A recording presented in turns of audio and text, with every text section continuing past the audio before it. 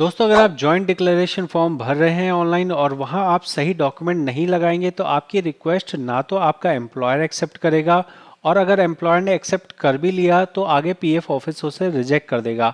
आज की वीडियो में मैं यही एक लाइव एग्जांपल आपको दिखा रहा हूं कि किस तरह से डॉक्यूमेंट गलत लगाए जा रहे हैं और सही डॉक्यूमेंट कैसे लगाने हैं और क्या क्या प्रोसेस आपको फॉलो करना है। कंप्लीट वीडियो अगर आप देखेंगे तो आपको बहुत कुछ सीखने को मिलेगा। परिचय, नाम सागर है, पीएफ कंसल्टेंट हूँ। ये जो चैनल है ये एक नंबर चैनल है। यहाँ जो भी आपको जानकारी दिखती है प्रैक्टिकल है। मैं पीएफ का लोगों का काम करता हूँ। अभी जो मैं यहाँ पे जॉइंट डिक्लेरेशन का काम कर रहा हूँ इसके लिए मैंने फीस ली है, फिर जाके मैं इनका काम कर रहा हूँ। जो इन्होंने रिक्वेस्ट लगाई है, सबसे पहले ये समझना होगा कि जो जो आपकी रिक्वेस्ट है आप देखेंगे कि क्या क्या चीज़ें आपको सुधार करने की ज़रूरत है। फादर नेम सुधार करना है, नेशनैलिटी डालनी है, मैरिटल स्टेटस डालना है। अभी अगर हम मैरिटल स्टेटस को बदलते हैं तो पहले के टाइम पे जब ये एसओपी आया था करेक्शन का तो बोला गया था मैरिटल स्टेटस बदलने के लिए कोई भी डॉक्यूमेंट नहीं चाहिए, लेकिन इन्होंने चुपचाप ये बदलाव कर दिया कि अब मैरिटल स्टेटस में भी ये आपसे बहुत सारे डॉक्यूमेंट मांगते हैं और ऐसे डॉक्यूमेंट मांगते हैं जो आमतौर पे आपके पास नहीं होते हैं। तो आपको बहुत ज़्यादा मुश्किल आ सकती है मैरिटल स्टेटस को प्रूव करने में। साथ में फादर नेम जो है वो तो नॉर्मल है, फादर नेम के लिए तो आपको डिटेल्स देनी ही होती है। तो अभी यहाँ पे मेंबर ने एक रिक्वेस्ट ऑलरेडी लगा दी है, आप देख सकते हैं कुछ इस तरह से 5 सितंबर को ही रिक्वेस्ट लगाई गई है। यहाँ पे जो इन्होंने डॉक्यूमेंट लगाया है उसमें गलती करी है। व्यू में जाएंगे, व्यू में आप देख रहे हैं यहाँ लिस्ट ऑफ डॉक्यूमेंट लिखा हुआ है। इसमें इन्होंने यहाँ पे मैरिज सर्टिफिकेट जो लगाया है वो गलत लगाया है। साथ में ही पासपोर्ट की जगह पे अपना आधार कार्ड और पैन कार्ड की फ़ोटोकॉपी लगा दी है जो कि सही नहीं है। तो हम क्या करने वाले हैं, हम यहाँ पे इस रिक्वेस्ट को रिजेक्ट करने वाले हैं। आप देख सकते हैं यहाँ पे हम डिलीट कर रहे हैं इसको। डिलीट करने के बाद हम यहाँ पे एक फ्रेश रिक्वेस्ट लगाएंगे।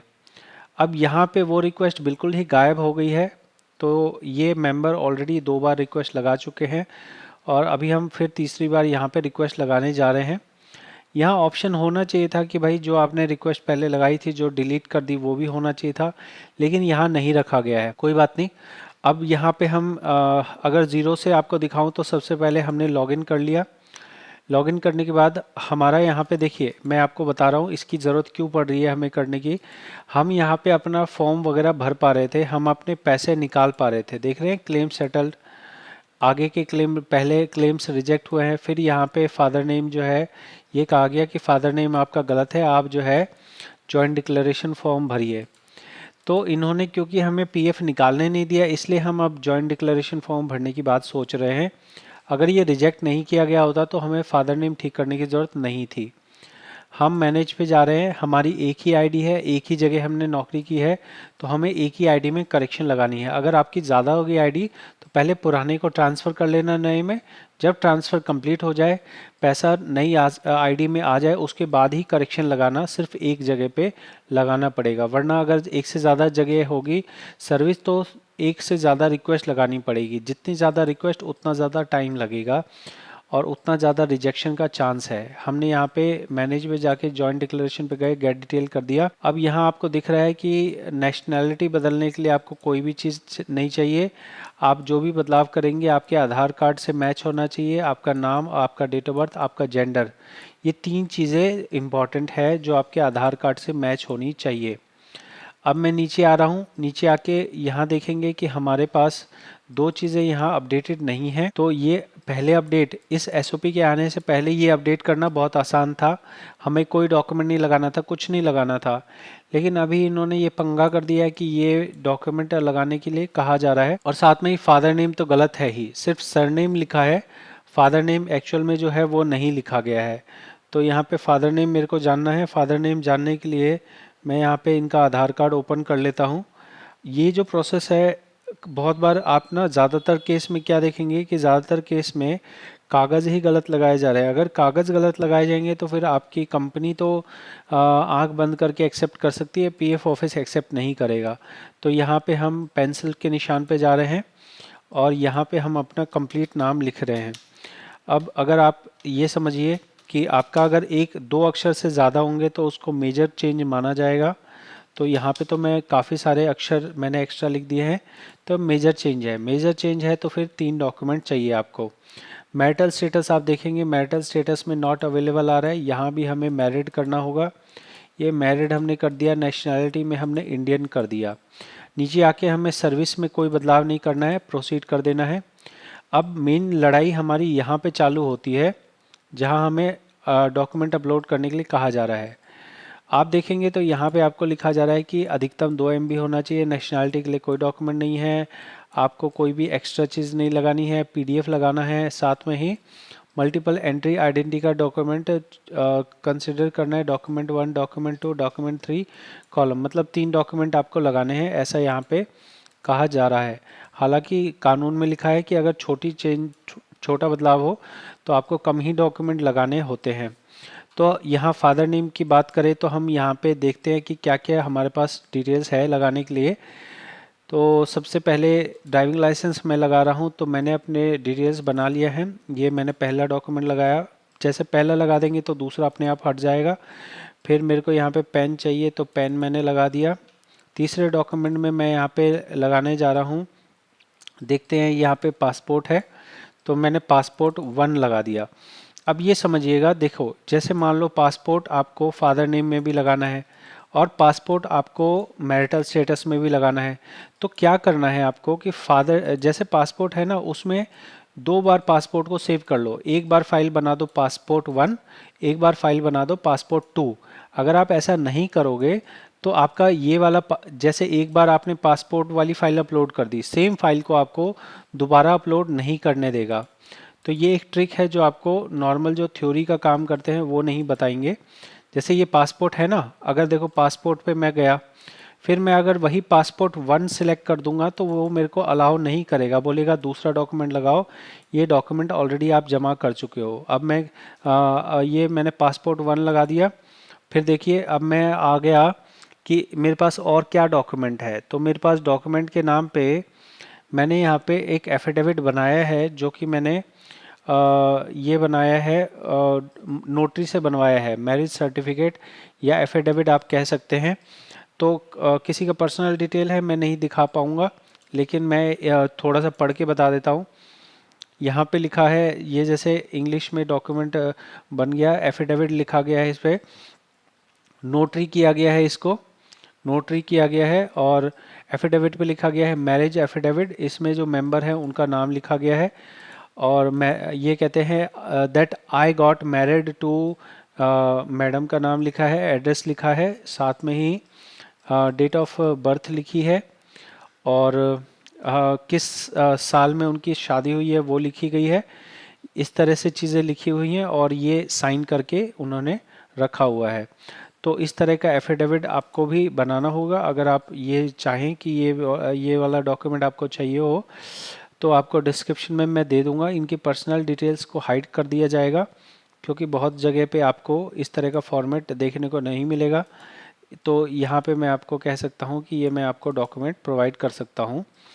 और एफिडेविट मैंने लगा दिया। अब बात आती है, मेन लड़ाई आ गई 3 नंबर डॉक्यूमेंट के ऊपर में। तो 3 नंबर डॉक्यूमेंट में देखिए होने के लिए यहाँ पे कह रहा है कि भाई आपको राशन कार्ड चाहिए, PDF चाहिए, वोटर ID चाहिए, मैरिज सर्टिफिकेट चाहिए, ये चीज़ें कह रहा है। ठीक है, तो हमारे पास तो वोटर ID जो है मेंबर के पास है नहीं, मेंबर ने वोटर ID कभी बनाई नहीं। तो ये समस्या आ रही है यहाँ पे कि हम क्या बनाएं कि हमारा क्या हम यहाँ पे लगाएं जिससे हमारा ये मान लिया जाए। तो मेरे हिसाब से यहाँ पे आधार कार्ड देना चाहिए मेंबर का। वोटर ID कहा जा रहा है लेकिन आधार कार्ड यहाँ दिया जा सकता है। तो मैं एक बार यहाँ पे रिकॉर्ड में देख लेता हूँ, मेरे पास आधार कार्ड आया होगा और इस आधार कार्ड के हिसाब से हम यहाँ पे अपना दे सकते हैं डिटेल। तो ये मैं अपने पास एक बार शेयर कर लेता हूँ। आप भी इस चीज़ का ध्यान रखें। वैसे ज़्यादातर लोगों के पास तो आधार कार्ड है, अभी इनके पास आधार कार्ड नहीं है तो क्या करेंगे। तो हम यहाँ पे होने के लिए तो 2 ही डॉक्यूमेंट चाहिए, डॉक्यूमेंट 2 ही चाहिए ना।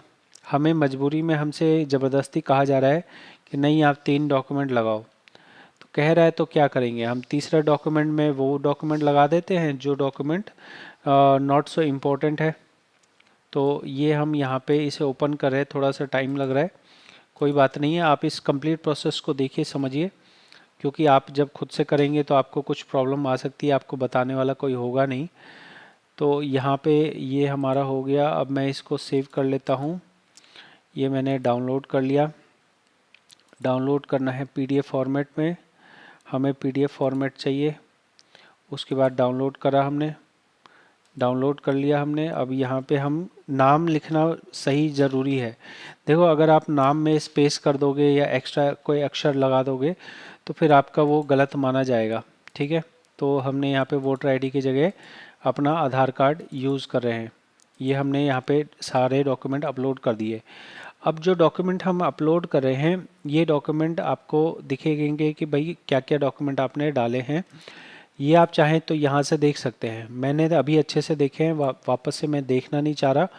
बाकी यहाँ पे व्यू ऑल डॉक्यूमेंट करेंगे तो यहाँ पे पूरी लिस्ट आ जाएगी कि क्या क्या डॉक्यूमेंट आपसे कहे जा रहे हैं। ठीक है, उसके बाद आप नीचे ये टिक कर देंगे, यहाँ भी टिक कर देंगे, गेट ओटीपी करेंगे। गेट ओटीपी करने पे आपके पास ओटीपी चला जाएगा। मैं ओटीपी के लिए बोल देता हूँ फटाफट से। अब बस यहाँ ओटीपी डालना है और यहाँ पे हमारा सबमिट हो जाएगा। ये हमने ओटीपी डाल दिया। अब यहाँ हमें ओटीपी सबमिट करना है। अब यहाँ मेन प्रॉब्लम्स क्या हो सकती है? मेन प्रॉब्लम आपको ये हो सकती है कि आपकी कंपनी के पास जा रहा है, वो बहुत टाइम लगा रहे हैं। तो इसके लिए आप तुरंत अपनी, जैसे अभी आपने रिक्वेस्ट लगा दी, आप तुरंत अपनी कंपनी को कह सकते हैं कि सर मैंने ऐसे ऐसे ही ये रिक्वेस्ट लगाई है, आप काइंडली उसको कर दीजिए। ये आपको कहना होगा अपनी कंपनी को, तभी आपका ये काम आगे बढ़ेगा। जैसे ये मेंबर का मैंने 1 महीने पहले रिक्वेस्ट लगाई थी, वो अभी तक भी पेंडिंग थी। फिर इन्होंने वापस से अपने खुद से एक रिक्वेस्ट लगाई, तो ये हम यहाँ सबमिट कर रहे हैं ओटीपी। और सबमिट करने के बाद अब हमारा जो है अगेन फॉर्म सबमिट हो रहा है करेक्शन के लिए। ये रिक्वेस्ट अब जहाँ आप पहले देख रहे थे, जो हमारी वीडियो की शुरुआत थी, वहीं पे हम आ गए हैं। लेकिन अंतर ये है कि पिछली बार जो डॉक्यूमेंट लगाए गए थे वो गलत डॉक्यूमेंट थे। इस बार जो डॉक्यूमेंट लगाए गए हैं वो सही डॉक्यूमेंट है। जैसे कंपनी इसे अप्रूव कर देगी, ये आगे जाएगा पीएफ ऑफिस में। इस वाले केस में ज़्यादा प्रॉब्लम नहीं है क्योंकि नाम हमने सिंपल सा भरा है, फादर नेम सिंपल सा हो रहा है, नेशनैलिटी में कोई दिक्कत ही नहीं है, मैरिटल स्टेटस में कोई दिक्कत नहीं है। आसानी से ये काम हो जाना चाहिए। समस्या सिर्फ एक जगह है जहाँ पे आपकी कंपनी को इसे अप्रूव करना है। जल्दी से जल्दी कंपनी से करवाइए। हफ्ता 10 दिन लगेगा, आपके पीएफ ऑफिस से भी आपका हो जाना चाहिए। ज़्यादा टाइम भी लग सकता है पीएफ ऑफिस से, क्योंकि ये सरकारी लोग हैं, इनका कोई भरोसा नहीं है कि ये कितना भी टाइम लगा सकते हैं। हालांकि कानून में ये बताते हैं कि 15 दिन में हम करेंगे, तो 15 दिन आप मान सकते हैं। कामकाजी दिन, कामकाज वाले 15 दिन माना जा सकता है। ये वीडियो आपको कैसी लगी है ज़रूर कमेंट में बताएं। और देखिए, मैं आपको ऑनेस्टली कह रहा हूँ, मैं ये काम कर रहा हूँ, फीस लेके कर रहा हूँ, मैं गलत काम नहीं कर रहा हूँ। आप ये ज़रूर से इस प्रोसेस को देख के करिए। मेरे पास अनगिनत ये आते हैं कि हमारा फादर नेम ठीक कर दो, मेरा ये ठीक कर दो, मेरा वो ठीक कर दो। ऐसी कोई पावर नहीं है कि मेरे पास कोई, मैं आपने मेरे को कहा फादर नेम ठीक कर दो और मैंने फूंक मारी और फादर नेम ठीक हो गया। प्रोसेस को फॉलो करना होगा। रिक्वेस्ट लगा देंगे, सही रिक्वेस्ट कैसे लगेगी, सही डॉक्यूमेंट कैसे लगेंगे, वो सब मेरा बताने का काम है। फादर नेम मैं ठीक नहीं कर सकता हूँ। कंपनी के पास रिक्वेस्ट जाती है, पीएफ ऑफिस उसे अप्रूव करता है, तब आपका करेक्शन होता है। ठीक है, आशा करूँगा आप ये समझे होंगे। आपको ये वीडियो कैसी लगी है ज़रूर कमेंट में बताएं। और जब आपका काम हो जाए आप ज़रूर से मेरे को फीडबैक दे सकते हैं। व्हाट्सअप सब्सक्राइब कर सकते हैं, व्हाट्सअप चैनल भी ज्वाइन कर सकते हैं और यूट्यूब चैनल को भी सब्सक्राइब कर सकते हैं। बहुत बहुत धन्यवाद।